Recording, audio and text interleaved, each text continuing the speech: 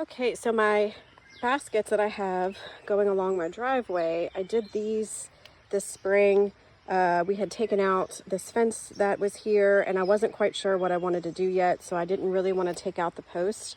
So I painted them black and attached these pretty baskets.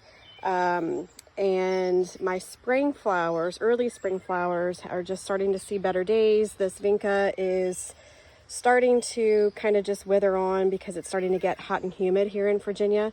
So I want to pull these guys out today and replace them with some more sun-loving summer flowers.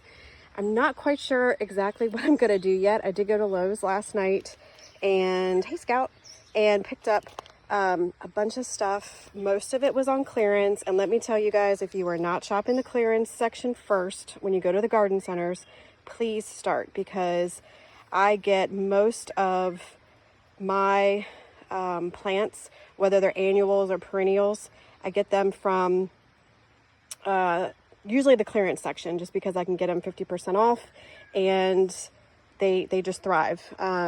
Obviously some of these guys have seen better days. I got some wave petunias and I got some of these other trailing annuals, and you know, they don't look the best, which is why they end up going on clearance, but just a little bit of care and love and some fresh dirt and they will start to thrive. So I also got some trailing sweet potato vine, and I've got some creeping Jenny in one of my containers that is filling up the container. So I'm going to go dig some of that out.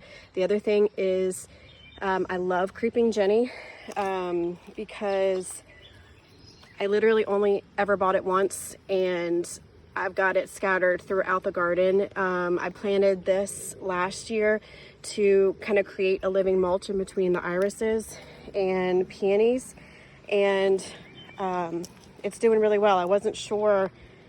You just never know over the winter if they're going to come back because they do tend to look a little sickly, but they're coming back really nice. And so I've got a whole bunch of this in one of my planters, and I'm going to dig that up and add to some of these baskets. I'm going to move the vinca.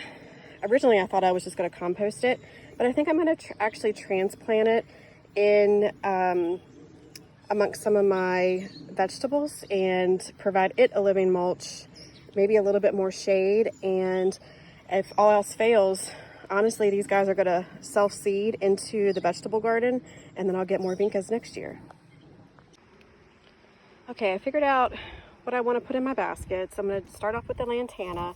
That's going to be kind of my focal point, and this guy is going to get big and bushy and kind of spill out of the basket.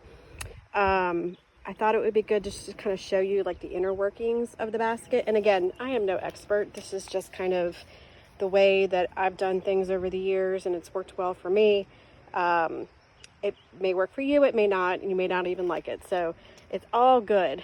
But I cut slits in my coconut basket and pushed the creeping Jenny up through it, so its roots are actually in here in the middle. So I pulled it out and laid it on a fresh layer of dirt. Same thing with this guy. And then I just kind of filled in. I did the wave petunia on top, and I did another creeping or you know, spilling out flower on top also, so that the basket will fill out on top. Then I'm also going to get some trailing effects on the bottom. So I'm going to finish these guys up and then show you what it looks like after the fact. Okay, and I'm all done. So each one is a little different. The one consistent thing is that the lantana is in the middle, and I put my solar light back in, but you can see I did some by poking holes in the coconut basket. Others I planted on top, and not every basket got the same amounts of things, so I did have to kind of switch it up a little bit. This guy, actually I did sweet potato vine and a wave petunia in the same hole so that they kind of intermingle.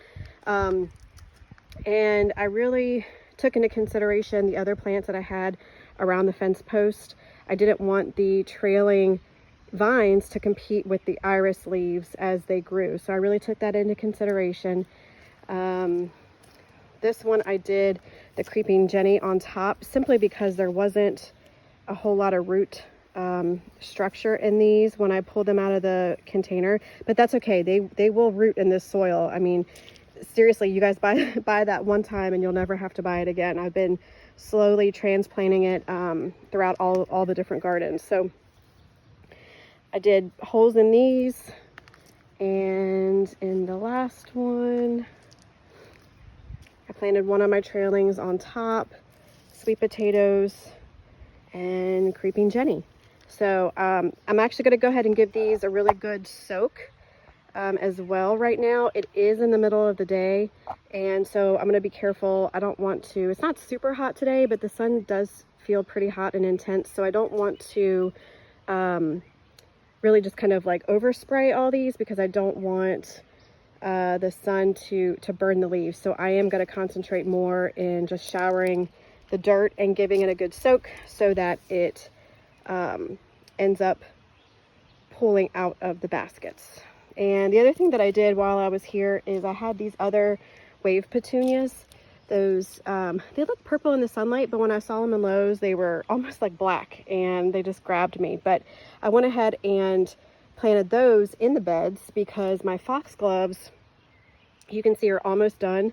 I've been harvesting those petals as they drop to use in my eco dyeing, and so I'm letting them do their thing and gonna collect seeds.